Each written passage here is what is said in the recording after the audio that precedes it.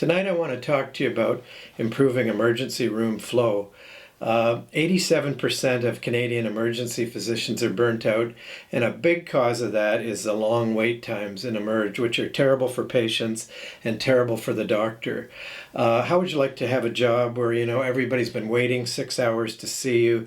As soon as they meet you, they're mad at you and they're tired and crabby, and all of a sudden you're off to a bad start with them. They could have been up all night with a sick kid, and you walk in at 7 o'clock on your shift and they're mad at you and you have nothing to do with it. It's a system problem.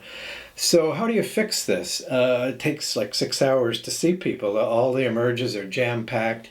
So what happened was Dr. Chris Patey and emerge nurse Paul Norman in Carbonear, Newfoundland, have come up with a new system called the Flow Center. And what they do is they noticed that 80% of people coming to the emergency department weren't being admitted.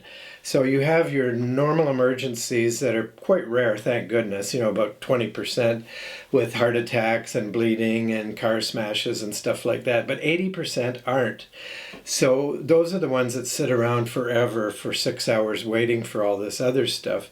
So what they did was they set up a flow center, and it's just 3 beds, and you get in there within 10 minutes. So the triage nurse says you're into the flow center in 10 minutes and you're seen by a doctor immediately. And then the doctor sends you back to the waiting room to get all your investigation. So you go back into the waiting room if possible, and if you're stable, you're not fainting or bleeding out or anything like that. And then you wait out in the waiting room for your lab and your imaging and see a specialist and all that stuff that really ties up the emergency room beds. So the emerge room beds are not tied up and you get gridlock and things like that. So, and people say, well, is this going to cost more? And actually, they found in Carbonear it cost less because they had less nurse overtime, less nurse burnout, and less nurse absenteeism, which is a sign of burnout.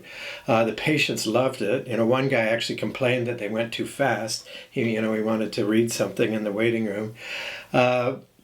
It also doesn't encourage abuse by patients. People say, oh, if you spoil people, they'll just go up there. They won't see their family doctor. They didn't find that to happen because you still had to wait around for certain things, but you felt like you were in the system and things were being done. It was good for the patients, good for the emergency physicians, good for the emerge nurses, and it helped cut emergency nurse and physician burnout.